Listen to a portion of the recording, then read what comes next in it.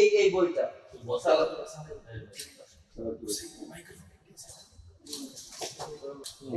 এই বইটা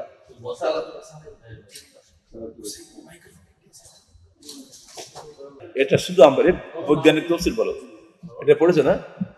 এটা এর মধ্যে বিজ্ঞান ভিত্তিক অধিকাংশ হাদিস এবং জি স্যার, হাদিস এবং বিজ্ঞান, হাদিস এবং বিজ্ঞান দিয়ে এর মধ্যে আছে philosophy of life in Islam. Philosophy of লাইফটা কি, এটা অত্যন্ত গুরুত্বপূর্ণ। অবশ্যই এটা বাইরে বাইরে খুব। কোরআন যে বিজ্ঞানের গ্রন্থ, ইয়াসিনুল কোরআন হাকিম বলা হয়েছে না, বিজ্ঞান গ্রন্থ। আমার তো 3 বছর হয়েছে তাই তাহলে বয়স হয়ে গেল, এবার তোমার সেলিন দাও, এটাও সেলের জন্য। এই ছবিটা না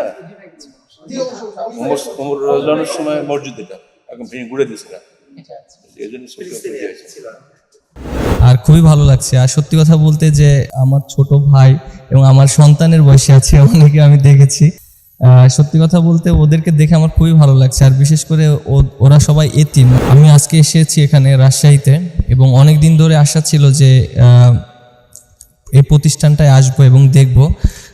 সময় হয় না, এর জন্য আসতেও পারিনি। বাট আজকে যখন রাজশাহীতে একটা কাজের জন্য এসেছি, সেই সুযোগে মনে হলো যে ওদের সাথে একটু দেখা করে যাই। আর একজন সিনিয়র ক্রিকেটার এসেছিলেন কিছুক্ষণ আগে, তিনি চলে গেছেন, ক্রিকেটার মেহেদী হাসান মিরাজ ভাই। যখনই মার্কাজের গেট দিয়ে প্রবেশ করছেন পূর্ব পাশে ঢুকছেন আর বলছেন যে ভাই আপনি গল্প করতেন, কিন্তু এত সুন্দর পরিবেশে এই প্রতিষ্ঠানটা দাঁড় করানো হয়েছে যেটা আমি দেখে মুগ্ধ হয়ে যাচ্ছি। ভিতরে যাচ্ছেন আর শুধু বারবার তাকাচ্ছেন। বাংলাদেশের মতো প্রেক্ষাপটে এরকম একটি প্রতিষ্ঠান উম্মার মাদের তৈরি করার জন্য এবং ভালো আলেম তৈরি করার জন্য একজন উম্মার শ্রেষ্ঠ মা প্রয়োজন। সেই মা এখানে তৈরি হচ্ছে, এরকম একটা প্রতিষ্ঠান এখানে আছে, যেটা জেনে আমার খুবই ভালো লেগেছে মাশাআল্লাহ। এবং এত ভালো পরিবেশ, এত সুন্দর পরিবেশ আমি হয়তো আর কোথাও দেখিনি বাংলাদেশে। সত্যি কথা বলতে যে এখানে আসার পরে প্রথমে অনেক এক্সাইটেড ছিলাম এবং ওদেরকে দেখে বেশি আবেগময় হয়ে গিয়েছি আমি। যখন এতিমখানার যে বিল্ডিং যেখানে আমাদের এতিম ভাইয়েরা বসবাস করে, তখন বলছেন যে অন্যান্য এতিমখানার সাথে আমি চলাফেরা করেছি আর এখানে দেখছি আমার কাছে ব্যাপক পার্থক্য মনে হচ্ছে। এত সুন্দর থাকার ব্যবস্থা, এত সুন্দর পড়ালেখার ব্যবস্থা, ওয়াশরুমের ব্যবস্থা, টয়লেটের ব্যবস্থা, উজুখানার ব্যবস্থা। তিনি বলছেন যে এত সুন্দর পরিবেশে এতিমদের ব্যবস্থাপনা, যেটা আমাকে মুগ্ধ করে দিয়েছে। পরবর্তীতে এপাশে এসেছিলেন, বিশাল পরিবেশ দেখে মুহতারাম আমিরে জামাত আসাদুল্লাহ আল গালিব হাফেজাহুল্লাহর জন্য দোয়া করেছেন। আহলে হাদিস আন্দোলন বাংলাদেশ, আসুন পবিত্র কুরআন ও সহিহ হাদিসের আলোকে জীবন গড়ি। এই বইটা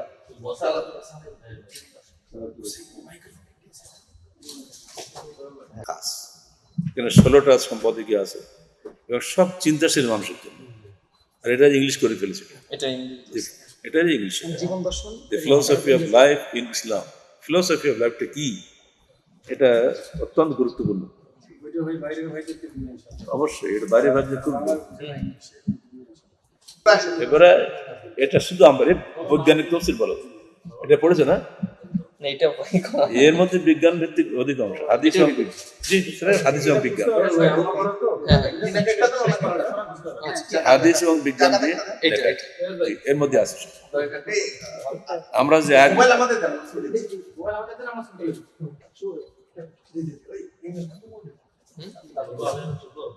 হ্যাঁ তুলে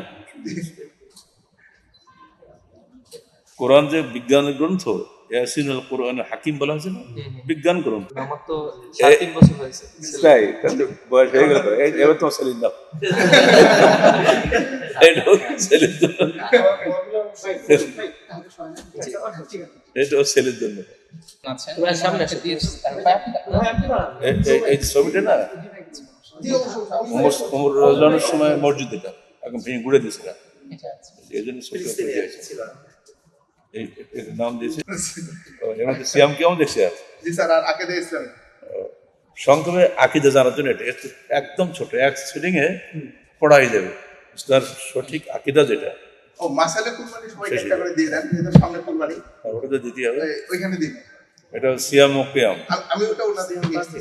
রাত্রি শেষ হয়ে গেছে, সবসময় লাগে জীবনের সর্বসূচি আছে। এটা একেবারে মডার্ন বই, কদিন আগে বেরিয়েছে। এই তুমি ধরো বিবাহ করেন। আমি তো বিবাহ করেছি। না, বিবাহ পরও জানা আছে আমি একমাত্র কই না। কিভাবে সংসার জীবন চলবে। ও যারা করেছে তাদেরও জরুরি এটা। বউ মাঝে মাঝে দৌড় মারে তো সব ঠিক হয়ে যাবে ইনশাআল্লাহ। আমার আব্বার প্রথম বছর সংসার পথে, তারপর তো মাসালে কুরবানিটা, এই যে কুরবানি বইটা আমাদের কুরবানি যেহেতু সামনে, দেখি বরকত ঠিক। আমার ছোট ভাই এবং আমার সন্তানের বয়সে আছে অনেকে আমি দেখেছি, অনেকের মা নেই, অনেকের বাবা নেই, অনেকের বাবা মা কেউই নেই, যে লালন পালন করে যাচ্ছে। যেটা সাদাত ভাই বলল, যে প্রতিষ্ঠান যেভাবে তাদেরকে লালন পালন করছে, এটা আসলে অতুলনীয়। ওরা সেই সময়টাকে পড়াশোনা করছে, আল্লাহর কাজে ব্যয় করছে, এটা একটা অনেক বড় একটা বিষয়। আর আমি অবশ্যই ওদের সবার জন্য দোয়া করি। তাদের যদি আমরা অভিভাবকত্ব গ্রহণ করি, প্রত্যেকেই এক একজন করে, একজনের অন্তত যদি অভিভাবক গ্রহণ করা যায়, সেক্ষেত্রে কিন্তু তারা এই অভাবের কারণে আর আদর, মায়া, স্নেহ, মমতা এবং ভালোবাসার কারণে কিন্তু ওদের খারাপ কাজে জড়াবে না। আমাদের সবারই উচিত এখানে তাদের পাশে দাঁড়ানো, যেভাবে পারি, কাউ দুয়ার মাধ্যমে হোক, যেভাবে হোক, সবার পাশে দাঁড়ানোই উচিত আমাদের। আসসালামু আলাইকুম ওয়া রাহমাতুল্লাহি ওয়া বারাকাতুহু। ইন্নাল হামদুলিল্লাহ ওয়াসসালাতু ওয়াসসালামু আলা রাসূলিল্লাহ, আম্মা বাদ। আল্লাহর কাছে শুকরিয়া যে আল্লাহ সুবহানাহু ওয়া তাআলা আমাদেরকে এমন একটি পরিবেশে আসার এবং অত্র প্রতিষ্ঠানে যে এতিম ছাত্র আছে তাদেরকে নিয়ে একসাথে এভাবে দাঁড়িয়ে থাকার এবং কিছু কথা বলা তৌফিক জাল্লা করে দিয়েছেন। আমরা আসে আল্লাহর কাছে শুকরিয়া আদায় করি, আলহামদুলিল্লাহ। খুবই আনন্দ পাচ্ছি যে আজকে যে সকল মেহমানদেরকে পেয়েছি চাইলে পাওয়া যায় না। আবার যাদের সাথে দাঁড়িয়ে আছে তারা আল্লাহর অত্যন্ত প্রিয় এবং খুবই মানে আল্লাহর মানে আপনার অত্যন্ত গুরুত্বপূর্ণ মেহমান, তাদেরকে নিয়ে দাঁড়িয়ে আছি। এটা অত্যন্ত আনন্দের, এটা অত্যন্ত প্রশান্তির, হৃদয়ে প্রশান্তি দোলা দিয়ে যাচ্ছে। আহলে হাদিস আন্দোলন কর্তৃক পরিচালিত পথের আলো ফাউন্ডেশন সারা বাংলাদেশে 350 এতিম লালন পালন করে যাচ্ছে। আজকে দাঁড়িয়ে আছে যেখানে, এটা হলো কেন্দ্রীয় প্রতিষ্ঠান। এই কেন্দ্রীয় প্রতিষ্ঠানে 101 জন ছাত্রী আছে 42 জন, তো পুরুষ আছে 101 জন আর মহিলা শাখাতে আছে 42 জন। এতগুলো এতিম আলহামদুলিল্লাহ কেন্দ্রীয় প্রতিষ্ঠান লালন পালন করে যাচ্ছে। তো আমরা সম্মানিত প্রিয় ভাই, জাতীয় দলের ক্রিকেটার মেহেদী হাসান মিরাজ ভাই, সেই সাথে আছেন ক্রিকেটার স্বাধীন ভাই, ক্রিকেটার আসাদুজ্জামান ভাই। খুবই আনন্দ পাচ্ছি তাদেরকে পেয়েছি এবং দেখলাম এতিম যে ভবন যেখানে তারা থাকে, চলাফেরা করে, বসবাস করে, পড়ালেখা করে, দেখে ভালো লাগছে। পাশাপাশি অনুরোধ করো ভাইদের কাছ থেকে এতিমদের আবাসস্থল, তাদের চলাফেরা সব কিছু দেখলেন, আপনার কেমন লাগলো অবশ্যই অবগত করবেন আমাদেরকে। আলহামদুলিল্লাহ, খুবই ভালো লেগেছে। আর সত্যি কথা বলতে যে আমি আজকে এসেছি এখানে রাজশাহীতে এবং অনেক দিন ধরে আশা ছিল যে এই প্রতিষ্ঠানটায় আসবো এবং দেখব।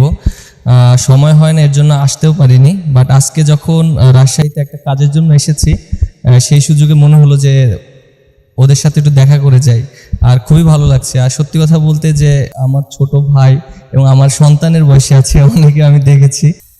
সত্যি কথা বলতে ওদেরকে দেখে আমার খুবই ভালো লাগছে। আর বিশেষ করে ওরা সবাই এতিম, মানে ওদের অনেকের মা নেই, অনেকের বাবা নেই, অনেকের বাবা মা কেউই নেই, যে লালন পালন করে যাচ্ছে। যেটা সাদাত ভাই বলল, যে প্রতিষ্ঠান যেভাবে তাদেরকে লালন পালন করছে, এটা আসলে অতুলনীয়। এবং আশা করি যারা আছে ওরা পড়াশোনা করবে ঠিকঠাক মতন এবং প্রতিষ্ঠান ওদেরকে সার্বিক সহযোগিতা করবে সব সময়। আর সত্যি কথা বলতে যে এখানে আসার পরে প্রথমে অনেক এক্সাইটেড ছিলাম এবং ওদেরকে দেখে বেশি আবেগময় হয়ে গিয়েছি আমি। সত্যি কথা বলতে ওরা অনেক ছোট, যে ওদের এই বয়সটা খেলাধুলার বয়স, মাঠে যাবে, খেলাধুলা করবে, বিভিন্ন খারাপ কাজের সাথে লিপ্ত হওয়ার সময়, কিন্তু ওরা সেই সময়টাকে পড়াশোনা করছে, আল্লাহর কাজে ব্যয় করছে।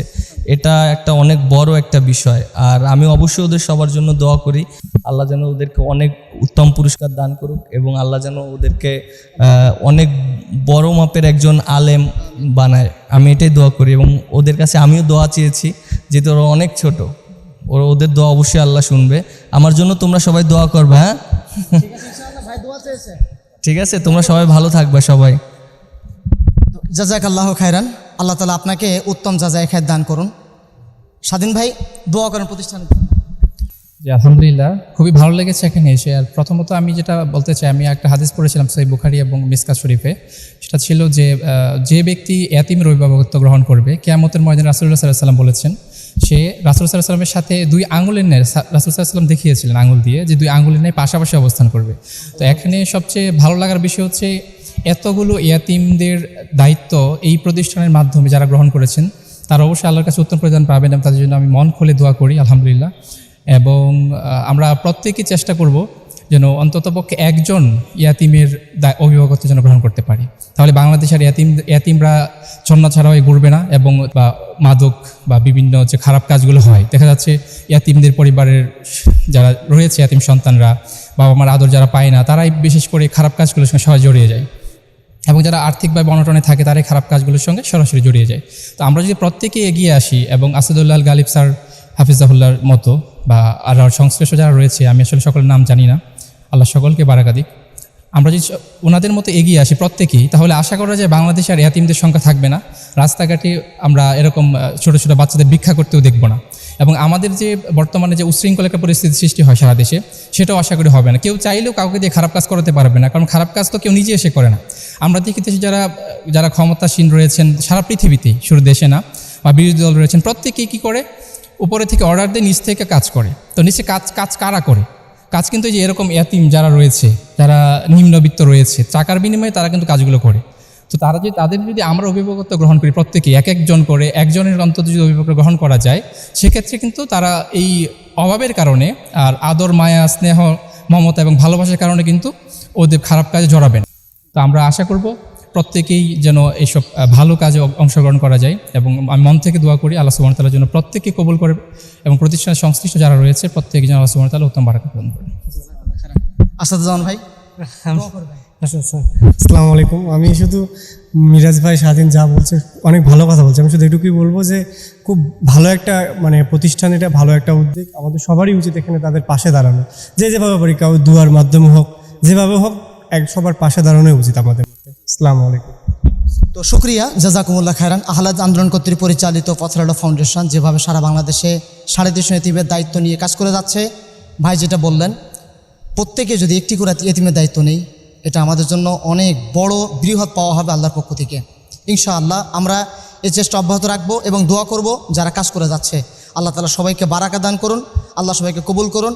পথরালো ফাউন্ডেশন যেভাবে কাজ করে যাচ্ছে, আমরা তাদের কার্যক্রম আমরা হৃদয়ের গভীর থেকে দোয়া করি। যারা অর্থ দিয়ে, দোয়া দিয়ে সহযোগিতা করে যাচ্ছেন, সময় দিয়ে, শ্রম দিয়ে, এবং এ সকল এতিম যারা আছে, আমরা সবাই একসাথে আমরা দোয়া করি। আল্লাহ রাব্বুল আলামিন সবাইকে উত্তম প্রতিদান দান করুন। আসসালামু আলাইকুম ওয়া রাহমাতুল্লাহি ওয়া বারাকাতুহু। আসসালামু আলাইকুম ওয়া রাহমাতুল্লাহি ওয়া বারাকাতুহু। ইন্নাল হামদালিল্লাহ নাহমাদুহু ওয়া নাস্তাঈনুহু ওয়া নাস্তাগফিরুহ ওয়া নাউযু বিল্লাহি মিন শুরুরি আনফুসিনা ওয়া মিন সাইয়্যাতি আ'মালিনা।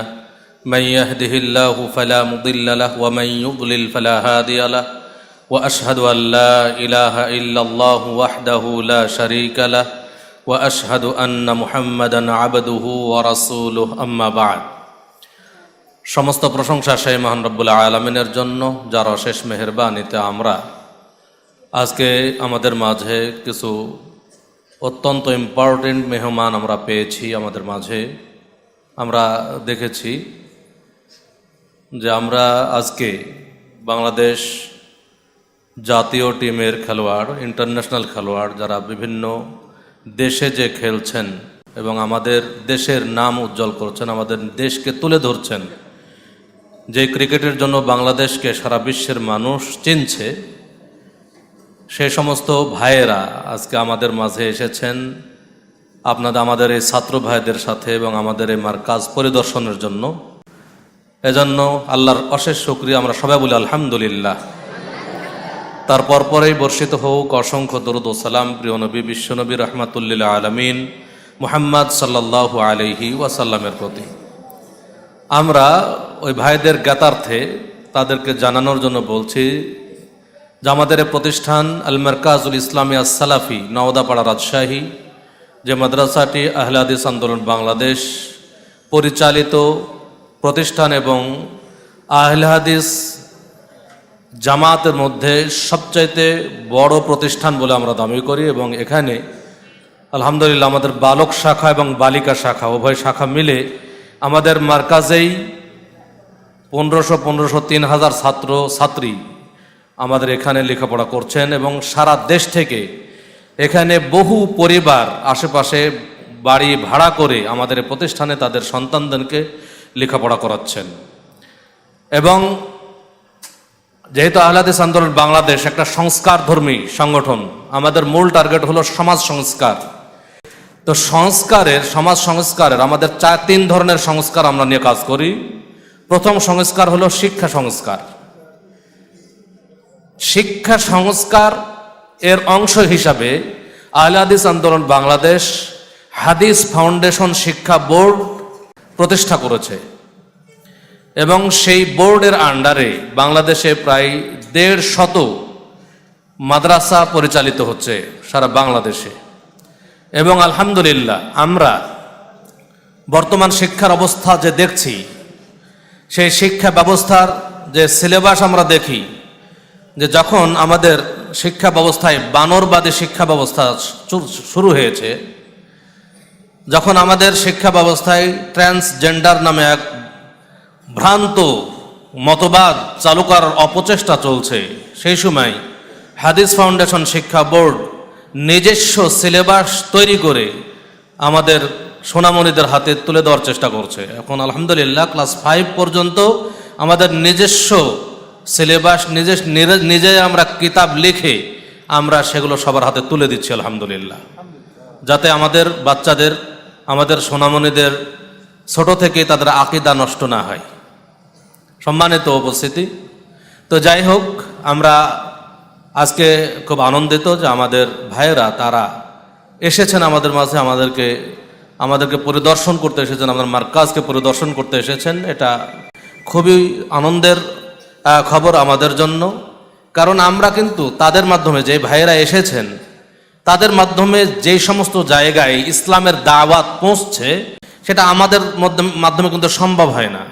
আমরা সব জায়গায় গিয়ে আমাদের কোরআন এবং সহিহ হাদিসের দাওয়াতগুলো পৌঁছাইতে পারি না। কিন্তু আলহামদুলিল্লাহ আমাদের ক্রিকেটার ভাইদের মধ্যেও এমন কিছু ভাই এখন তৈরি হয়েছেন যাদের মাধ্যমে কোরআন এবং সহিহ হাদিসের দাওয়াত ওই স্তরের মধ্যে পৌঁছে যাচ্ছে আলহামদুলিল্লাহ। এবং এখন দেখা যাচ্ছে যে বিভিন্ন দেশের বিভিন্ন খেলোয়াড় তারা ইসলামকে সুন্দরভাবে মেনে চলছেন।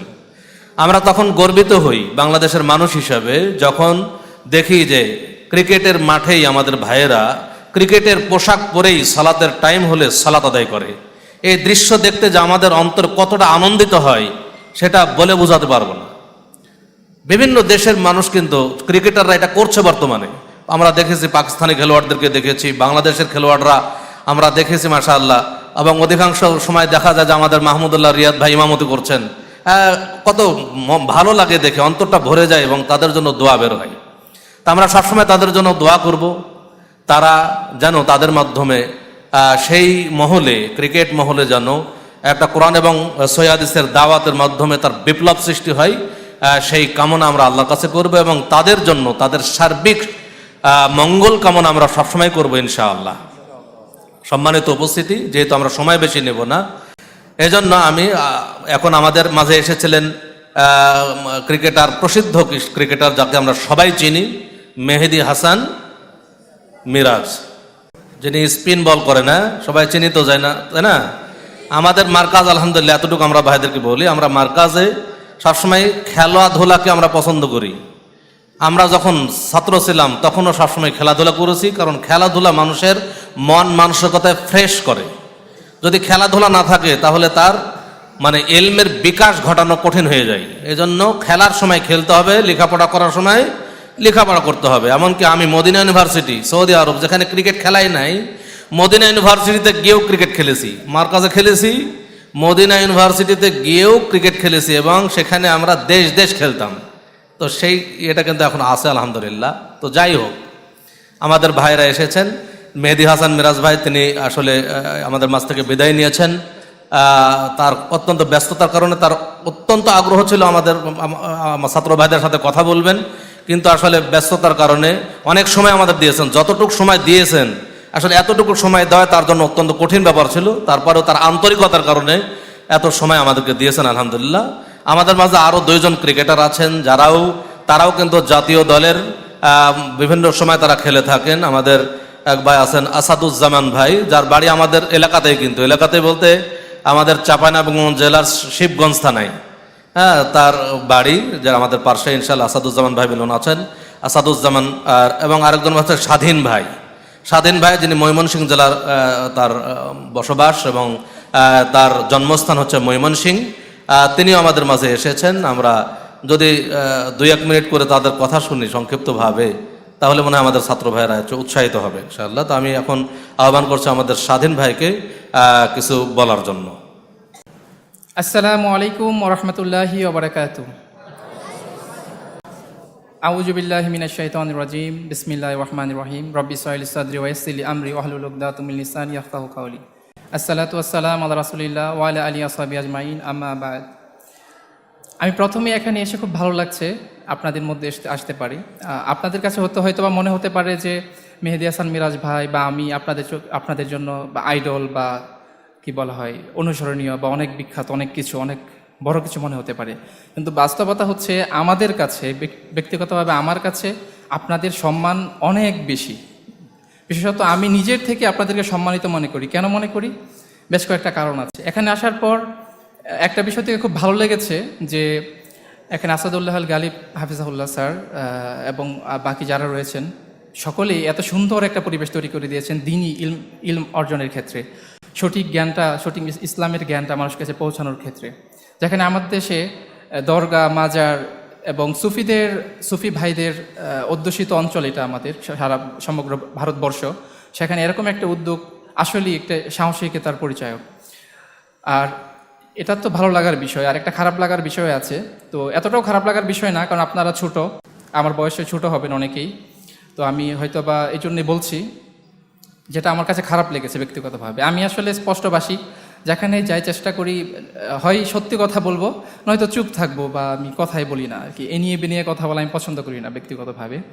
যেটা হচ্ছে আপনারা হয়তো বা একটা প্রশ্ন যদি করি, আপনারা মেহেদী হাসান মিরাজ ভাই বা আমাদের কাছ থেকে অটোগ্রাফ কেন নিচ্ছেন বা ছবি কেন তুলতেছেন?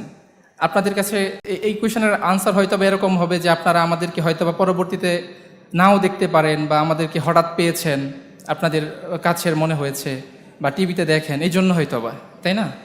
কিন্তু বাস্তবতাটা কি? আপনাদের আইডল কে?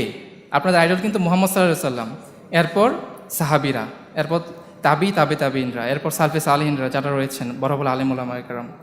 কিন্তু আমরা কিন্তু আপনাদের আইডল না, এটা হচ্ছে বাস্তবতা। আমরা আপনাদেরকে কি উপকার করেছি বলেন তো?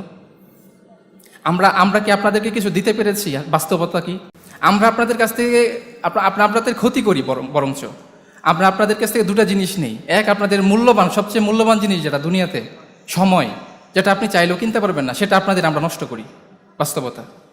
আপনারা আমাদেরকে দেখে, আমাদের খেলা দেখে, আমাদের লাইফস্টাইল দেখে আপনারা সময় নষ্ট করেন। আর দ্বিতীয়ত যেটা নষ্ট করি সেটা হচ্ছে অর্থ। আমাদের দেখতে যে আপনারা মোবাইলে এমবি ভরেন, বিভিন্ন জায়গায় টাকা খরচ করে দেখেন, স্টেডিয়ামে ঢুকে টাকা খরচ করে দেখেন। অর্থাৎ আমরা কিন্তু আপনাদের শত্রু। বাস্তবতা একটা আছে না, আমাদের চোখ আসলেই শেষ জামানায় বলা হয়েছে আমাদের চোখে আসলে আমরা সত্যটা দেখতে পাবো না, আসলেই দেখতে পাচ্ছি না। যারা আপনাদের শত্রু তাদেরকে আপনাদের কাছে মনে হচ্ছে আইডল, অনেক বড় কিছু। আর যারা আপনাদের বন্ধু তাদেরকে আপনারা মূল্যায়ন করছেন না। আপনাদের যারা টিচাররা রয়েছেন, আপনাদের যারা শিক্ষকরা রয়েছেন, তারা আপনাদের সবচেয়ে বন্ধু, সবচেয়ে কাছের বন্ধু। তো হয়তো তাদের শাসন হয়তো অনেক সময় আপনাদের খারাপ লাগে, তাই না? মনে হয় যে আমাকে কেন তো শাসন করলো, এত বেশি কেন পড়াচ্ছে, এত বেশি কেন পড়া নিচ্ছে। কিন্তু আসলে তারা আপনার বন্ধু, তারা আপনার ভালো চায়। আমরা তো আসলে আপনার বন্ধু না। এটা হচ্ছে বাস্তবতা। আপনারা কিন্তু আপনাদের বন্ধুদের চিনতে পারছেন না। আর দ্বিতীয়ত হচ্ছে আপনারা কি মনে করেন মুহাম্মদ সাল্লাল্লাহু আলাইহি সাল্লামের মর্যাদা বেশি না আমাদের মর্যাদা বেশি?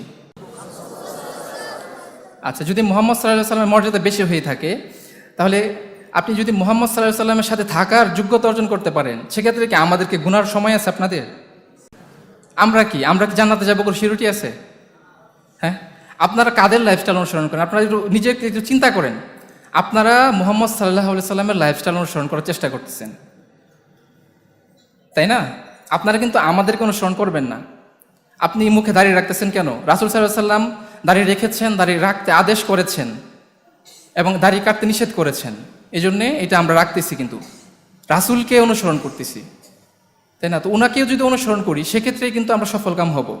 এবং আপনি যদি দেখে থাকেন যে রাসূলের সাথে সবসময় কিন্তু সাহাবীরা ছিলেন। যে নবী মুহাম্মদ সাল্লাল্লাহু আলাইহি সাল্লাম সমগ্র পৃথিবীর নবী, সমগ্র পৃথিবীর জন্য, আমাদের জন্য, সকলের জন্য, এই উম্মার জন্য রাসূল হিসেবে আল্লাহ সুবহানাহু ওয়া তাআলা প্রেরণ করেছেন। সব সময় তার আশেপাশে সাহাবীরা ছিল না? তারা কি এত ছিল, আগ্রহী ছিল যে হুমড়ি খেয়ে পড়তো রাসূলের উপর? এরকম কিন্তু ছিল না। হুমড়ি খেয়ে পড়তো কেউ ছবি তোলার জন্য বা হাতে চুমা দেওয়ার জন্য, পায়ে সালাম করার জন্য, এগুলো কিছু করতো? যেগুলো আমরা বর্তমানে দেখে থাকি, একটা পীর যদি আসে বিদেশ থেকে, দেখি মানুষ সিজদা দিয়ে পড়ে যায় পায়ে, হাতে চুমাইতে হাত। আর বর্তমানে কিছু ভাইরাল বক্তারা রয়েছেন ইউটিউবে, ফেসবুকে, তাদের দেখা যাচ্ছে মনে হয় হাতে ছিঁড়ে নিয়ে চলে যাবে, এমন অবস্থা। অথচ রাসূল সাল্লাল্লাহু আলাইহি সাল্লাম যে পৃথিবীর সবচেয়ে মূল্যবান দামি ব্যক্তি ছিলেন, তার সাথে এরকম ঘটনা ঘটে নাই। আপনাদের কি মনে হয় ওই রাসূল সাল্লাল্লাহু আলাইহি সাল্লামের থেকে দামি মানুষ এরা, আমরা, বা বর্তমানে যারা হুজুররা রয়েছেন তাদেরকে দেখলে মানুষ সিজদা দিয়ে দেয় পায়ের মধ্যে, হাতে চুমাই, কাপড় ছিঁড়ে ফেলে ভালোবাসা দেখাইতে। অনেকেই দেখবেন পিলার দিয়ে বাঁশ দিয়ে উপরে উঠে পড়তেছে প্যান্ডেলের। তো আমরা কি আসলে কি রাসূল সাল্লাল্লাহু আলাইহি সাল্লাম থেকে সম্মানে অনেক উপরে হয়ে গেছি নাকি? যে আমাদের সাথে কেন এরকম হচ্ছে? তাহলে তার মানে হচ্ছে আমাদের আকীদাগত অনেক সমস্যা আছে, আমাদের বিশ্বাসগত অনেক সমস্যা আছে। যাকে যেখানে রাখা দরকার সেখানে আমরা সেখানে রাখছি না। বাংলা একটা কথা আছে, মার থেকে মাসির দরদ বেশি। আমরা তো সবাই জানি প্রবাদটা। দেখা যাচ্ছে আমরা মায়ের থেকে মাসিকে বেশি দরদ দেখাচ্ছি, তাই না? তো আমাদের রাসূল সাল্লাল্লাহু আলাইহি সাল্লামকে আমাদের আদর্শ মনে করতে হবে। এবং আপনি যদি জান্নাতে যান, আপনারা যে লাইনে আছেন, যে পন্থায় আছেন, যে সিলেবাস আগাচ্ছেন, আমি আশা করি এখান থেকে প্রত্যেকটা ছেলে ইনশাআল্লাহ জান্নাতে যাবে। ইনশাআল্লাহ যদি প্রত্যেকটা ছেলে যদি আপনারা জান্নাতে যান, সেক্ষেত্রে আপনারা কিন্তু প্রত্যেকেই রাসূলুল্লাহ সাল্লাল্লাহু আলাইহি সাল্লামের বন্ধুত্ব লাভ করবেন, তার সঙ্গ লাভ করবেন। চাইলেই আপনি রাসূলের সাথে বসে আড্ডা দিতে পারবেন, চাইলেই রাসূলের সাথে বিভিন্ন বিষয় শেয়ার করতে পারবেন, কথা বলতে পারবেন, চাইলে রাসূলের সাথে সেলফি তুলতে পারবেন। সিরিয়াসলি আপনি যা চাইবে জান্নাতে তাই করতে পারবেন। তা আপনি এত বড় একটা সুযোগ ছেড়ে কেন আপনি দুনিয়ার পিছনে সময় নষ্ট করতেছেন? আমাদের পিছনে 2 মিনিট সময় নষ্ট করা মানে আপনার জীবন থেকে 2 মিনিট সময় একেবারে কি বলা, একদম বাজেভাবে নষ্ট করছেন। আপনি কোনো কাজেই আসলো না, তাই না? কিন্তু আপনারা যেভাবে আছেন, আপনারা আমার মনে হয় সবচেয়ে ভালো জায়গায় আছেন। আপনাদের অবস্থানে যাওয়ার জন্য মানুষ কি বলে, তাদের সন্তান যেন আপনাদের মতো হয়, এই জন্য প্রত্যেকটা বাবা মা দোয়া করে যে আমার ছেলেগুলো যেন মাদ্রাসায় পড়ে, আমার ছেলেগুলো যেন ভালো সঠিক জ্ঞানটা পায়। আপনাদের মতো অনেক ছেলেরা আছে না, যারা দেখা যাচ্ছে খুব আগ্রহ নিয়ে পড়ালেখা করে, কিন্তু দেখা যাচ্ছে তার ওয়েটা ভুল হয়ে গেছে। তারা কোনো কারণে আমাদের কিছু পথভ্রষ্ট আকীদা রয়েছে, ওদের কাছে পড়ে গিয়েছে, বা পথভ্রষ্ট কিছু জিনিস রয়েছে। যেমন দেখা যাচ্ছে ধরেন আপনি কাদিয়ানি, ওদেরও কিছু মাদ্রাসা আছে, হ্যাঁ, হিজবুত তাওহীদেরও মাদ্রাসা আছে। কিন্তু একটা ছেলে সে যদি খুব ভালো ইলম অর্জন করতে চায়, সে যদি ভুলক্রমে সেই মাদ্রাসায় পড়াশোনা শুরু করে দেয়, সে তো ওই মাদ্রাসাতে সিলেবাস ওইগুলি মুখস্থ করবে, তাই না? তো সে যখন আলেম হয়ে বের হবে, ওখানে তো তার টাইটেল নিয়ে আসবে, মুফতি হিসেবে বের হবে, মুফতি সাহেব হিসেবে বের হবে, সে কিন্তু সঠিক ইসলামটা প্রচার করতে পারবে না, কারণ তার ওইটাই টোটালি ভ্রান্ত। কিন্তু আপনারা কিন্তু এই জায়গায় সৌভাগ্যবান, আপনারা প্রথমেই একটা ভালো একটা প্ল্যাটফর্ম পেয়েছেন দিন শিক্ষার ক্ষেত্রে, এবং পরবর্তীতে সেটা দিন প্রচারের ক্ষেত্রে আপনাদের নতুন করে আর সংশোধন হতে হবে না ইনশাআল্লাহ। এটা কিন্তু আমরা মন থেকে একটু শুকরিয়া আদায় করেন আলহামদুলিল্লাহ বলে, আলহামদুলিল্লাহ। আর আমি দ্বিতীয় যেটা বলতে চাই, ইলমের মর্যাদা কিন্তু ইমাম বুখারী রাদিয়াল্লাহু রাহমাতুল্লাহ আলাইহিকে সবাই মনে রাখছে, তাই না? ইমাম মুসলিম রাহিমাহুল্লাহকে মনে রাখছে, ইমাম তিরমিজিকে মনে রাখছে, বা এর পরবর্তী যারা রয়েছে ইমাম জাওজি রাহিমাহুল্লাহ, ইমাম নববী রাহিমাহুল্লাহ, যারা আছে সকলকে মনে রাখছে, ইমাম তাহেমিয়া রাহিমাহুল্লাহ বা এই যে নাসিরউদ্দিন আলমানি রাহিমাহুল্লাহ, তাদেরকে কেন বলে? ওনাদের কথা আপনারা সকলে জানেন না? ওনারা কি ছিলেন? ওনারা কি ফেমাস কিছু ছিলেন? ওনারা আল্লাহর দিনের খ্যাদমত করছেন, ওনারা জ্ঞান অর্জন করছেন, জ্ঞান প্রচার করার চেষ্টা করছেন, মানুষের কাছে হকটা পৌঁছে দেওয়ার চেষ্টা করছেন, যে কারণে আল্লাহ সুবহানাহু ওয়া তাআলা তাদেরকে দুনিয়া ও পরকালে সম্মানিত করছেন, তাই না? কিন্তু দেখেন এই 1400 বছর আগে, 1300 বছর আগে, 1200 বছর আগে, 700 বছর আগে এই বড় বড় আলেম যারা ছিলেন, ওদেরকে কিন্তু আমরা মনে করতেছি, শুধু মনেই করতেছি না, ওদের নামের পরে পড়তেছি রাহিমাহুল্লাহ, আল্লাহ তাদের উপর রহম করুন, দোয়া করতেছি, সবচেয়ে বড় বিষয়। আর আপনি যদি একজন ভালো মুমিন হয়ে মৃত্যুবরণ করতে পারেন, বিশেষত যদি আলেম হয়ে মৃত্যুবরণ করতে পারেন, এর চেয়ে তো সৌভাগ্যের কিছু হতে পারে না। আপনার মাধ্যমে যদি একজন মানুষ হেদায়েত প্রাপ্ত হয়, আপনার নাজাতের জন্য এটাই যথেষ্ট হয়ে যাবে ইনশাআল্লাহ। তা আপনারা যেভাবে আগাচ্ছেন মাশাআল্লাহ খুবই ভালো হইতে আগাচ্ছেন। আপনার প্রত্যেকের ইচ্ছা রাখতে হবে যে আমরা ইমাম বুখারী রাহিমাহুল্লাহর মতো ইমাম হব বা আলেম হব। টার্গেট ওরকম রাখেন। আপনারা দুনিয়ামুখী হইন না, আমার রিকোয়েস্ট, আপনারা দুনিয়ামুখী হইন না, আপনারা পরকালমুখী হন। আপনাদের জীবনটা আপনারা কাজে লাগান। আমরা যারা পিছনে সময়টা নষ্ট করে আসছি আমরা বুঝতে পারতেছি কতটা আমরা পিছনে পড়ে গেছি। আমরা চাইলে এখন কোরআন হিফজ করতে গেলে এখন ঠিকমতো আমার মাথায় আসে না, কিন্তু আমরা ছোটো বয়সে যদি আমার হিফজ হয়ে যেত তাহলে এখন আমার জন্য সহজ হয়ে যেত না। আপনাদের কিন্তু সুযোগ আছে, আপনারা এখন যদি কোরআন হিফজ করে ফেলেন, এরপর হাদিস শাস্ত্রের উপর, ফিকহ শাস্ত্রের উপর ভালো জ্ঞান অর্জন করেন, তাহলে কিন্তু আপনারা খুব সহজে এগিয়ে যাবেন, সময় নষ্ট হবে না। আমি আসলে অনেক সময় নষ্ট করছি, আমি আসলে বেশি কথা বলে ফেলছি মনে হচ্ছে। তো আমি আমার কথা শেষ করছি লাস্ট দুটা কথা বলে।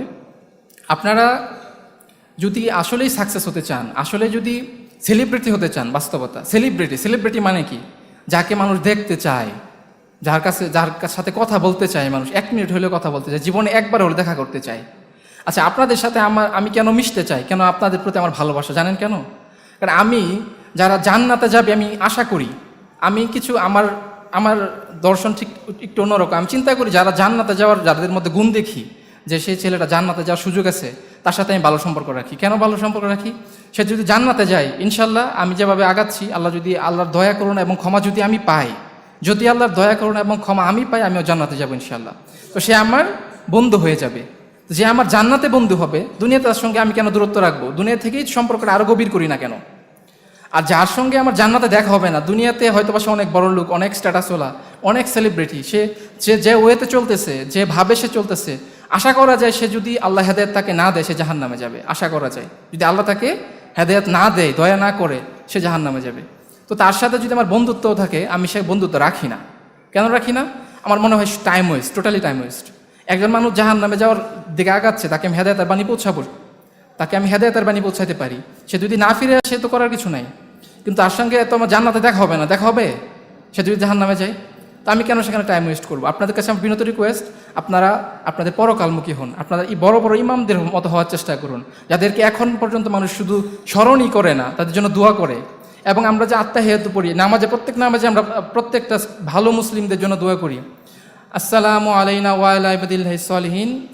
এর আগে পড়ি কি আসসালামু আলাইকা আইয়ুহান নবী ওয়া রাহমাতুল্লাহি ওয়া বারাকাতুহু, আসসালামু আলাইনা ওয়া আলা ইবাদিল্লাহিস সালিহিন। আমরা কিন্তু প্রত্যেক মুমিনদের জন্য দোয়া করতেছি যারা হকের পথে ছিল। অর্থাৎ আপনারা প্রত্যেকেই কিন্তু দোয়া করতেছেন ওদের জন্য, যারা পূর্ববর্তী, যারা গত হয়েছে বা বর্তমানে যারা রয়েছে, যারা ইসলামের উপর ছিল তাদের জন্য। অর্থাৎ আপনি মারা যাওয়ার পর আর আজ থেকে 1000 বছর পর বা 2000 বছর পর যদি আপনি চান কেউ আপনার জন্য দোয়া করুক, এখানে অনেকে আছে অবিবাহিত, আপনারা মারা যেতে পারেন না? মারা যেতে পারেন, কিন্তু আপনারা যদি মারা যান, আপনাদের তো সন্তান না যে আপনাদের জন্য দোয়া করবে? কিন্তু আপনারা যদি চান আপনার জন্য কেউ দোয়া করুক, সেক্ষেত্রে আপনাদেরকে এখনই সঠিক আমল এবং ঈমানের উপর থাকতে হবে। তাহলে আজ থেকে যতদিন পৃথিবী থাকবে, যতদিন একজন নামাজ আদায়কারী থাকবে, ততদিন পর্যন্ত সেই নামাজ আদায়কারী আপনার জন্য দোয়া করবে, আসসালামু আলাইনা ওয়া আলা ইবাদিল্লাহিস সালিহিন। আপনি সেই সলিহিনদের অন্তর্ভুক্ত হয়ে যাবেন ইনশাআল্লাহ। আমি এখানে আমার কথা বলে শেষ করছি। আসসালামু আলাইকুম ওয়া রাহমাতুল্লাহি ওয়া বারাকাতুহু। আলহামদুলিল্লাহ, আমরা অত্যন্ত চমৎকার আলোচনা শুনলাম, যেটা আসলে আমরা হয়তোবা এত চমৎকার আলোচনা শুনবো এটা হয়তোবা আশা করেছিলাম না, কিন্তু এত সুন্দর আলোচনা করলেন এবং আসলে মূল থিমটাও তুলে ধরলেন যে আমাদের কোন দিকে যাওয়া দরকার এবং কাদের সাথে আমাদের বন্ধুত্ব স্থাপন করা দরকার, কোন টার্গেট, আমাদের লক্ষ্য কী হওয়া দরকার, বিষয়গুলো কিন্তু খুব সুন্দরভাবে আমাদেরকে বুঝিয়ে দিলেন আমাদের ভাই স্বাধীন ভাই। আমরা তার জন্য দোয়া করি আল্লাহ তাআলা তাকে যেন পিওর মুত্তাকিদের সাথে তার বন্ধুত্ব স্থাপন করেন দুনিয়াতে, এবং আখিরাতে পরকালে যেন মুত্তাকিদের সাথে তাকেও আল্লাহ তাআলা জান্নাত নসিব করেন ইনশাআল্লাহ। সম্মানিত উপস্থিতি, এখন সময় সংক্ষেপ, আমরা আমাদের ছোট ভাই মারকাজেরই ছাত্র নাজমুস সাদাত, তিনি আসলে তাদেরকে মেহমান হিসেবে এখানে উপস্থিত করেছেন। আমরা তার মুখ থেকেই অল্প কিছু কথা শুনবো ইনশাআল্লাহ। মারকাজেরই ছাত্র, অনেকেই তোমরা চেনো, অনেকেই চেনো না, কিন্তু আমাদের মারকাজেরই ছাত্র নাজমুস সাদাত, তিনি তোমাদের সামনে কিছু কথা বলবেন ইনশাআল্লাহ। আসসালামু আলাইকুম ওয়া রাহমাতুল্লাহি ওয়া বারাকাতুহু। আলহামদুলিল্লাহ ওয়াহদা ওয়াসসালাতু ওয়াসসালামু আলা রাসূলিল্লাহ আম্মা বাদ। আপনারা কেমন আছেন? আলহামদুলিল্লাহ, আল্লাহর কাছে শুকরিয়া যে আল্লাহ সুবহানাহু ওয়া তাআলা আমাদেরকে আসরের সালাত আদায় করে এখানে বসে কিছু আলোচনা করার তৌফিক আল্লাহ করে দিয়েছেন। আমরা সে আল্লাহর দরবারে শুকরিয়া আদায় করি, সকলে বলি আলহামদুলিল্লাহ। নবিকুল সম্মিরাট সৈয়দুল মুরসালিন খাতামান নাবিয়িন, শেষ নবী নামে পরিচিত সেই নবীর দরগাহে লাখো কোটি শুকরিয়া জ্ঞাপন করি, সকলে বলি সাল্লাল্লাহু আলাইহি ওয়াসাল্লাম। আমার আগেই যিনি কথা বললেন আমার সম্মানিত ভাই স্বাধীন ভাই ক্রিকেটার, এত চমৎকারভাবে কথাগুলো তুলে ধরেছেন, আমার মন বলে না যে একজন আলেমও এত সুন্দর করে এত চমৎকারভাবে ইসলামের বাণী ইসলামের কথা তুলে ধরতে পারে। আপনাদের কাছে ভালো লাগছে না কথাগুলা? হৃদয়ের গভীর থেকে দোয়া করবেন যারা ইসলামের কথা বলে, ইসলামের পথে আসতে চায়, তাদের জন্য হৃদয়ের গভীর থেকে দোয়া করবেন। আপনি আমি সকলেই স্বাধীন ভাইয়ের জন্য অন্তর থেকে দোয়া করি, আল্লাহ রাব্বুল আলামিন তাকে যেন ইসলামের খেদমতে আল্লাহ কবুল করে নেন। আপনি আমি সকলে অবগত আছি, আর একজন সিনিয়র ক্রিকেটার এসেছিলেন কিছুক্ষণ আগে, তিনি চলে গেছেন, ক্রিকেটার মেহেদী হাসান মিরাজ ভাই। তখন আপনারা সালাতের মধ্যে ছিলেন, ভাই ব্যস্ততার কারণে তিনি চলে গেছেন, অবগত করেছেন তিনি আসবেন ইনশাআল্লাহ। কেন আসবেন? যখনই মার্কাজের গেট দিয়ে প্রবেশ করছেন পূর্ব পাশে ঢুকছেন আর বলছেন যে ভাই আপনি গল্প করতেন, কিন্তু এত সুন্দর পরিবেশে এই প্রতিষ্ঠানটা দাঁড় করানো হয়েছে যেটা আমি দেখে মুগ্ধ হয়ে যাচ্ছি। ভিতরে যাচ্ছেন আর শুধু বারবার তাকাচ্ছেন। যখন এতিমখানার যে বিল্ডিং যেখানে আমাদের এতিম ভাইয়েরা বসবাস করে, তখন বলছেন যে অন্যান্য এতিমখানার সাথে আমি চলাফেরা করেছি আর এখানে দেখছি আমার কাছে ব্যাপক পার্থক্য মনে হচ্ছে। এত সুন্দর থাকার ব্যবস্থা, এত সুন্দর পড়ালেখার ব্যবস্থা, ওয়াশরুমের ব্যবস্থা, টয়লেটের ব্যবস্থা, উজুখানার ব্যবস্থা, তিনি বলছেন যে এত সুন্দর পরিবেশে এতিমদের ব্যবস্থাপনা যেটা আমাকে মুগ্ধ করে দিয়েছে। পরবর্তীতে এপাশে এসেছিলেন, বিশাল পরিবেশ দেখে মুহতারাম আমিরে জামাত আসাদুল্লাহ আল গালিব হাফেজাহুল্লাহর জন্য দোয়া করেছেন। বলছেন যে স্যার এত সুন্দরভাবে রাস্তার এপাশে দুপাশেই চমৎকারভাবে সাজিয়ে গুছিয়ে প্ল্যান করে প্রতিষ্ঠান দাঁড় করিয়ে দিয়েছেন, এটা তো বিশাল নিয়ামত মনে হচ্ছে আমার কাছে। আমার সাথে ছিলেন স্বাধীন ভাই ছিলেন, আসাদুজ্জামান ভাই ছিলেন। স্বাধীন ভাই বলেছেন যে আমি দেখেছি অন্যান্য এতিমখানা, আর আমার কাছে এটা মনে হচ্ছে ব্যতিক্রম, এত সুন্দর থাকার ব্যবস্থা। তো আমরা অন্তর থেকে দোয়া করব না? সারা যে খেদমত গোটা বাংলাদেশে আহলে হাদিস আন্দোলন যে খেদমত চালিয়ে যাচ্ছে, আমরা দোয়া করব না? হকে অতন্দ্র প্রহরী বিশুদ্ধ দিন প্রতিষ্ঠায় যেভাবে অবদান রেখে যাচ্ছে, আমরা হৃদয়ের গভীর থেকে দোয়া করি রব্বুল আলামিন যেন স্যারের খেদমত কবুল করেন, আহলে হাদিস আন্দোলনের খেদমত কবুল করেন। পাশাপাশি যারা এই যে ভাই, যারা স্বাধীন ভাই, মিরাজ ভাই, ক্রিকেটার যারা দিনের পথে আসছে, তারা ক্রিকেটার বাস আলহামদুলিল্লাহ, কিন্তু তাদের দিন তো আগে, তাই না? তারা আগে মুসলিম, হোক ক্রিকেটার হোক ফুটবলার, যেটা হোক না কেন, এটা আমার দেখার বিষয় নাই। আগে ইসলাম আগে, সে প্রাউটি দিল কেন এটা বড় ব্যাপার। আমার মূল পরিচয় কি বলেন তো? মুসলিম, পরে কি বাঙালি। আমি আগে কি মুসলিম, পরে বাঙালি। তো তারা যে ক্রিকেটার হয়ে ইসলামের এত সুন্দর কথা বলছে, আমরা আল্লাহর কাছে দোয়া করি রব্বুল আলামিন তাদেরকে যেন ক্রিকেটার হিসেবে যে সম্মানটা পাচ্ছে, এই সম্মানটা যেন ইসলামের জ্ঞানে জ্ঞানী হয়ে দাওয়াতি কাজ করে দ্বিগুণ সম্মান আল্লাহ বাড়িয়ে দেন। আমিন বলবেন না আরো জোরে? আমার বিশ্বাস তারা যদি ইসলামের জ্ঞানে জ্ঞানী হয়ে ইসলাম প্রচারের কাজে বিভিন্ন জায়গাতে তারা কাজ করে, রব্বুল আলামিন সম্মানে ভূষিত করবেন। কারণ ইসলাম যারা প্রচার করে, ইসলাম নিয়ে যারা খেদমত করে, ইসলামের যারা কাজ করে, তাদের সম্মান কোথা থেকে আসে? তাই না? আমরা শুনেছি, বিভিন্নভাবে লেখনীতে শুনেছি যে শেখ মুজিবুর রহমান যে অগ্রণী ভূমিকা রেখেছেন দেশ স্বাধীনে, তিনি কি বলেছিলেন যে ইনশাআল্লাহ দেশ স্বাধীন করেই ছাড়বো। এই কথাটা কিন্তু মানুষ আজীবন বলে যে ইনশাআল্লাহ বলেছিলেন, তাই না? তাহলে এই কথাটা বলার কারণে আমরা তাকে ভালোবাসছি না, মূল্যায়ন করছি না? এই কথাটা বলার কারণে। যদি ইনশাআল্লাহ না বলতো আমরা কি মূল্যায়ন করতাম নাকি? মূল্যায়ন করতাম না। তো ইনশাআল্লাহ যেই শব্দটা বলেছে, এই শব্দের আলোকে তারা ভালোবাসছি। তো ইসলামকে যারা ভালোবাসে, মূল্যায়ন করে, ইসলামের আলোকে যারা জীবন তৈরি করে, তাদের সম্মান আল্লাহ তাআলা দেন, তাদের মর্যাদা গোটা পৃথিবীতে আল্লাহ তাআলা বাড়িয়ে দেন। তো আমরা আল্লাহর কাছে দোয়া করি। আরেকটা বিষয়, সেটা হলো, এটা মিরাজ ভাই দেখেছেন, ভাইরাও দেখেছেন, আমরা অবগত আছি, যেখানে দাঁড়িয়ে কথা বলছি। আর আমি যখন এই প্রতিষ্ঠানের ছাত্র ছিলাম, আমার সম্মানিত বড় ভাই, বাংলাদেশ আহলাদী যুব সংঘের সম্মানিত সভাপতি ভাই যেটা বললেন যে আমি এই প্রতিষ্ঠানের ছাত্র, ভাই তো আরও আগের ছাত্র। তো আমি যখন ছাত্র ছিলাম দেখেছি যে আমরা আরামে সালাত আদায় করতাম। মসজিদের ব্যবস্থা ছিল, বিশাল মসজিদ ছিল, এসি ছিল, কিন্তু সেই মসজিদের অবস্থায় এমন নাজুক হয়ে যায় যে সংস্কারের এখন কাজ করতে হচ্ছে।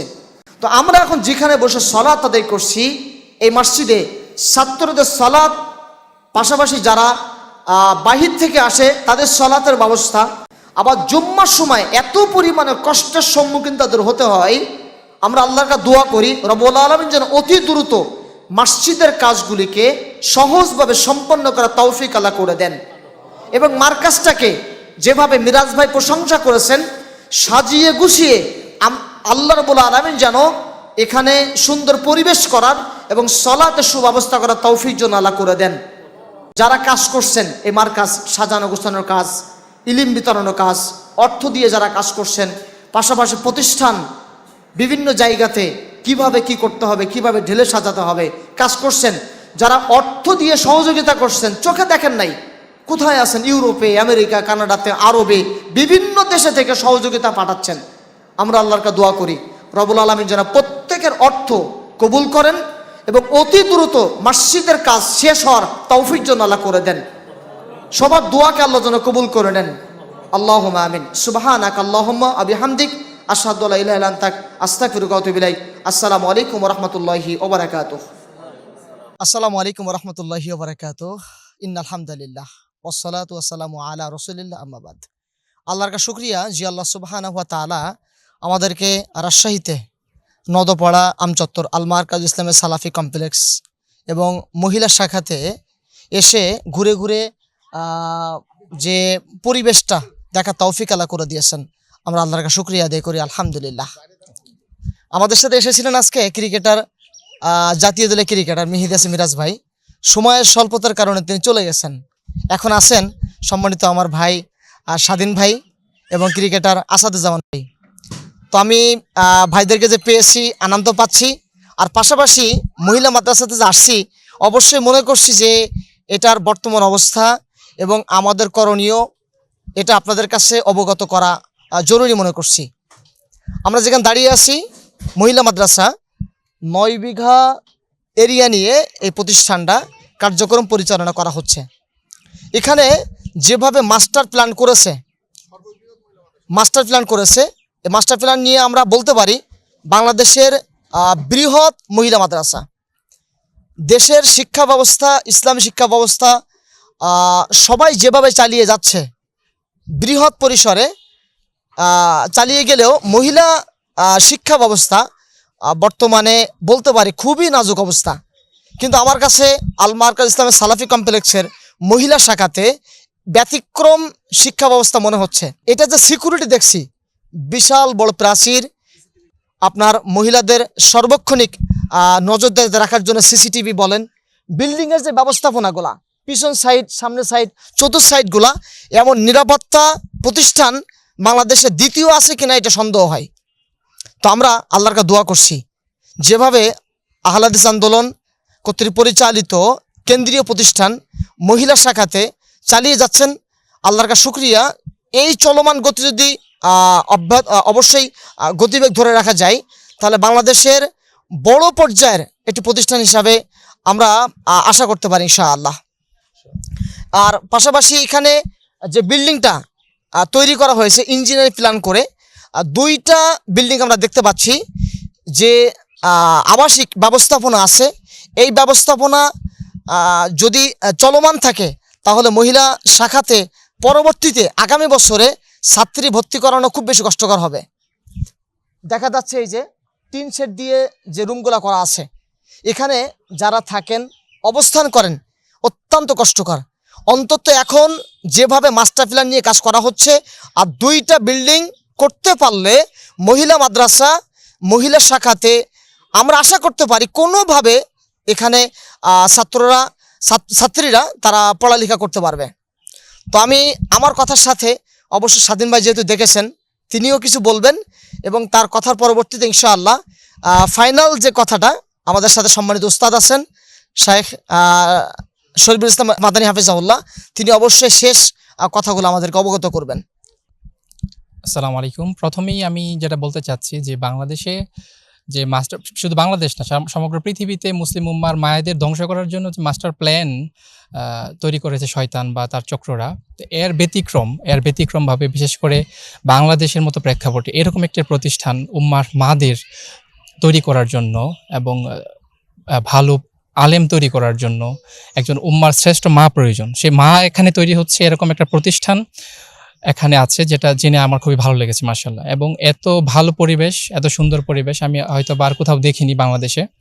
আমার কাছে খুবই ভালো লাগছে। আন্তরিকভাবে আমি দোয়া করি আল্লাহ সুবহানাহু ওয়া তাআলা যেন এই প্রতিষ্ঠানে বারাকা প্রদান করেন এবং এখান থেকে যেন উম্মার ভালো ভালো মায়েরা তৈরি হয়, ভালো ভালো বোনেরা তৈরি হয়, যারা পরবর্তীতে দাওয়াতি কাজে ভালো ভূমিকা রাখতে পারে এবং যাদের গর্বে ইমাম বুখারী, ইমাম মুসলিম, ইমাম তিরমিজি, ইমাম শাফি, ইমাম মালিক, ইমাম আবু হানিফা রাহিমাহুল্লাহ সহ এরকম আর বড় বড় আলেমরা তাদের রত্ন গর্বে আসবেন, সে আশা রাখি ইনশাআল্লাহ। আমি এই জন্য আন্তরিকভাবে দোয়া করি আসাদুল্লাহ আল গালিব স্যারের জন্য এবং এই সংশ্লিষ্ট যারা রয়েছে, যারা ডোনার রয়েছেন প্রত্যেকের জন্য। এবং এখানকার যে পরিস্থিতি দেখলাম, এখানে আরও প্রায় 8 থেকে 8টার মতো ভবন করা সম্ভব। যে প্ল্যান দেখালো আমাকে, যা মিনিমাম 8টা ভবন হবে, অর্থাৎ মোট 10টা ভবন হবে। এখনই এখানে প্রায় প্রতিটা সিটের জন্য 10 জন করে স্টুডেন্ট ফাইট করছে। তো এরই ধারাবাহিকতা যদি বজায় থাকে সেক্ষেত্রে আশা করা যায় এখানে পরবর্তীতে আরও ভবন করা জরুরি হয়ে যাবে। তো সুতরাং আমরা যারা আছি, তারা সামর্থ্য আছে, তার প্রত্যেক জায়গা থেকে এগিয়ে আসুক, এটা আমি চাই। আমি প্রত্যেকেই চাই যে যাদের সামর্থ্য আছে তারা এগিয়ে আসুক এবং যাদের সামর্থ্য নেই তারা আন্তরিকভাবে দোয়া করুক, কারণ তাদেরকে আল্লাহ সুবহানাহু ওয়া তাআলা দোয়া করার সামর্থ্য দিয়েছেন। তো আল্লাহ সুবহানাহু ওয়া তাআলা প্রত্যেকেই দোয়া করবেন যেন আল্লাহ সুবহানাহু ওয়া তাআলা এই প্রতিষ্ঠানে বারাকা প্রদান করেন এবং অনেক সহজ করে দেন এই প্রতিষ্ঠানের কার্যক্রমকে। আমি এখানে আমার কথা শেষ করছি। আল্লাহ সুবহানাহু ওয়া তাআলা কবুল করুন। এখন আমাদের সাথে কথা বলছেন শাইখ শরীফুল ইসলাম মাদানী হাফিজাহুল্লাহ। আসসালামু আলাইকুম ওয়া রাহমাতুল্লাহি ওয়া বারাকাতুহু। আলহামদুলিল্লাহ ওয়াসসালাতু ওয়াসসালামু আলা রাসূলিল্লাহ ওয়া বাদ। সম্মানিত দর্শক শ্রোতা মণ্ডলী, আপনারা বারবারই দেখেছেন এই প্রতিষ্ঠান, আমরা আপনাদেরকে দেখানোর চেষ্টা করেছি। আল মারকাজুল ইসলামী আসসালাফি, নওদাপাড়া, রাজশাহী বালিকা শাখা। আমরা এখানে দাঁড়িয়ে আছি, যেটা আহলে হাদিস আন্দোলন বাংলাদেশ কর্তৃক প্রতিষ্ঠিত একটি মাদ্রাসা।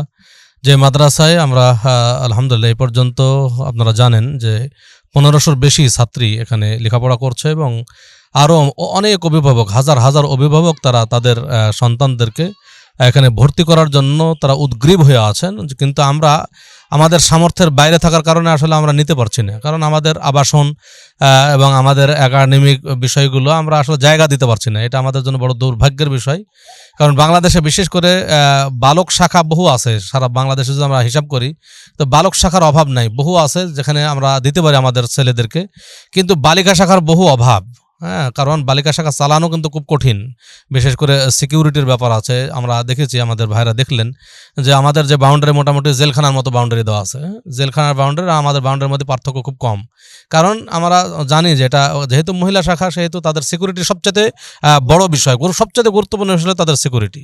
তা আমরা সেদিক থেকে লক্ষ্য করেছি এবং শুধু উঁচু বাউন্ডারি নয়, বরং বাউন্ডারির চতুর সাইডে আমাদের সার্বক্ষণিক সিসি ক্যামেরার মাধ্যমে পরিদর্শন সেটা পর্যবেক্ষণ করা হয় এবং আমাদের সিকিউরিটি গার্ড 24 ঘন্টার জন্য শিফটিং ডিউটি পালন করতেই আছে আলহামদুলিল্লাহ, এবং চারি সাইড তারা দেখতে আসে সবসময়। তো সিকিউরিটির ব্যাপারে আমরা যথেষ্ট চেষ্টা করছি, তারপরে আমরা জানি যে সর্বোত্তম সবচেয়ে বেশি সিকিউরিটি দিবেন আল্লাহ। আল্লাহর কাছে আমরা দোয়া করবো যে আল্লাহ যেন এটা সিকিউরিটি দেন। আল্লাহ যদি সিকিউরিটি দেন তো ইনশাআল্লাহ কারোই কিছুর দরকার হবে না। হ্যাঁ, তা আমরা সতর্কতার জন্য আমরা এটা করছি, কিন্তু মূল সিকিউরিটি দাতা হচ্ছেন আল্লাহ। আল্লাহর কাছে আমরা কামনা করি যে আল্লাহ এই মাদ্রাসাকে হেফাজত করুন, এই মাদ্রাসার মানে মঙ্গলের ব্যাপারে, কল্যাণের ব্যাপারে যা কিছু করা দরকার আল্লাহ তাআলা যেন আমাদেরকে সেই সহযোগিতা করেন। আর আমি বলবো যে দেখেন, আমরা আমাদের মাস্টার প্ল্যান আপনাদেরকে অনেকবারই দেখা গেছে, যেখানে 10টা বিল্ডিং তৈরি হবে। কিছু বিল্ডিং আছে যেটা 8তলা ফাউন্ডেশন দেওয়া আছে, আবার কিছু বিল্ডিং 6তলা, 5তলা, সব মিলিয়ে আমরা যেন চারিদিক থেকে আবহাওয়া ভিতরে ঢুকে এই একটা মাস্টার প্ল্যান এত সুন্দর করে করা হয়েছে যে সবই যদি একই সমান বিল্ডিং হয় তাহলে দেখা যাচ্ছে যে বাহির থেকে মানে হাওয়াটা ঢুকতে পারবে না, প্রবেশ করতে পারবে না। এই জন্য ইঞ্জিনিয়ার এমনভাবে সেটা প্ল্যানিং করেছে যে বাইরের আবহাওয়া যেন ভিতরে খুব সহজে প্রবেশ করতে পারে, এই জন্য পরিবেশ যেন ঠিক থাকে। তা আলহামদুলিল্লাহ সব দিক বিবেচনা করে আমরা শুধুমাত্র যে একটা বিল্ডিং খাড়া করে দেবো আর ছাত্র ভর্তি করবো সেটা নয়, আমাদের সার্বিক দিক আমরা চিন্তা করে এই মাস্টার প্ল্যান করেছি। যতটুকু আমাদের মানে জ্ঞানের মধ্যে সম্ভব আর কি, আমাদের জ্ঞান যতটুকু, আমাদের জ্ঞান ইল্লা কালিলা, একেবারেই সীমিত জ্ঞানের অধিকারী আমরা। আমাদের জ্ঞানে যতটুকু আছে ততটুকু দিয়ে আমরা চেষ্টা করছি, বাদবাকি আল্লাহর হাতে সব কিছুই। তো সবাই চেষ্টা করব যে আমাদের মার্কাজকে সহযোগিতা করার। আল্লাহ তাআলা বলছেন তাআওয়ানু আলাল বিররি ওয়াত তাকওয়া ওয়ালা তাআওয়ানু আলাল ইসমি ওয়াল উদওয়ান, তোমরা নেকির কাজে, সৎ কাজে একে অপরকে সাহায্য করো, ভালো কাজে সাহায্য করো, পাপের কাজে, অসৎ কাজে সাহায্য করো না। তাহলে আমরা জানি যে আমরা যখন মারা যাব আমাদের সব আমলই বন্ধ হয়ে যাবে, আমাদের কিছুই থাকবে না। একমাত্র 3টা আমল থাকবে, রাসূল সাল্লাল্লাহু আলাইহি ওয়াসাল্লাম বলছেন। একটা হলো সাদাকায়ে জারিয়া। সাদাকায়ে জারিয়াটা কি? এমন স্থায়ী দান, যে স্থায়ী দান তার মৃত্যুর পরেও টিকে থাকবে এবং তার মৃত্যুর পরেও মানুষ উপকার লাভ করবে এই দান থেকে।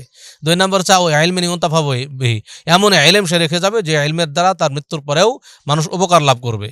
এবং 3 নম্বর বলছে ওয়ালাদিন সালিহিন ইয়াদউলা, সুসন্তান যে রেখে যাবে, সেই সুসন্তান যদি তার জন্য দোয়া করে সেটা তার জন্য কাজে আসবে এবং তার আমলনামায় লিখিত হবে। এই মাদ্রাসা এমন একটা জায়গা যেখানে দেখেন একটা সাদাকায়ে জারির অংশ থাকছে, আবার এখানে ইলমের চর্চা হচ্ছে, আবার সেখানে সুসন্তান ঘটছে। এই হাদিসের প্রতি পূর্ণ আমল কিন্তু এই মাদ্রাসার মাধ্যমে হয়ে যায়।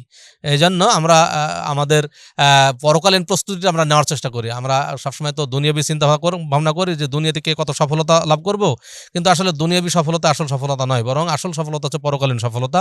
আল্লাহ বলছেন ফামান যুহজিহা আনিন নার, কিয়ামতের দিন যাকে জাহান্নাম থেকে দূরে রাখা হবে, বা উদখিলাল জান্নাত, এবং জান্নাতে প্রবেশ করানো হবে, ফাকাদ ফাজ, সে ব্যক্তি সফল কাম। অতএব দুনিয়াতে যদি আমি কোটিপতি হই, কোটি কোটি টাকার মালিক, কিন্তু কিয়ামতের দিন জান্নাতে প্রবেশ করতে না পারি, তাহলে আমার চাইতে ব্যর্থ মানুষ আর কেউ থাকবে না। দুনিয়াতে যদি আমি নিঃস্ব হই আর কিয়ামতের দিন জান্নাতে প্রবেশ করতে পারি, তাহলে আমার চাইতে সফল কাম আর কেউ থাকবে না। এই জন্য আমরা পরকালীন সফলতাকেই আসল সফলতা হিসেবে গ্রহণ করে সেই সফলতা অর্জনের চেষ্টা করি। দুনিয়াতে যত সম্পদ আমাদের আছে সেই সম্পদ আমাদের সাথে কারোই যাব না, আমরা কেউ নিয়ে যেতে পারবো না, সব রেখে চলে যেতে হবে মানুষের জন্য। এই জন্য আমার সম্পদ আমার পরকালে জান্নাত হাসিলের জন্য, জান্নাত লাভের জন্য যেন কাজ করে, সেই প্রস্তুতি, সেই পদক্ষেপ আমাদের দুনিয়াতে যতদিন বেঁচে আছি নেওয়া দরকার। আল্লাহ তাআলা আমাদের সকলকে তৌফিক দান করুন, এই মার্কাজকে সহযোগিতা করা, এই মাদ্রাসাকে সহযোগিতা করার তৌফিক দান করুন। আপনার অর্থ না থাকলে আপনার মানে মেধা আপনি ব্যয় করুন আমাদের জন্য, আপনাদের শ্রম ব্যয় করুন আমাদের জন্য, আপনাদের বুদ্ধি পরামর্শ সব কিছু দিয়ে আপনি আমাদের সাথে থাকবেন, এই আশাবাদ ব্যক্ত করেই আমরা আমাদের যত ডোনার আছেন সকলের সার্বিক মঙ্গল কামনা করে আজকে আমাদের এখানে শেষ করছি। আকুলু কওলি হাযা ওয়া আস্তাগফিরুল্লাহ লি ওয়া লাকুম ওয়া লিসাইরিল মুসলিমিন। সুবহানাকাল্লাহুম্মা ওয়া বিহামদিকা আশহাদু আল্লা ইলাহা ইল্লা আনতা আস্তাগফিরুকা ওয়া আতুবু ইলাইক। আসসালামু আলাইকুম ওয়া রাহমাতুল্লাহি ওয়া বারাকাতুহু।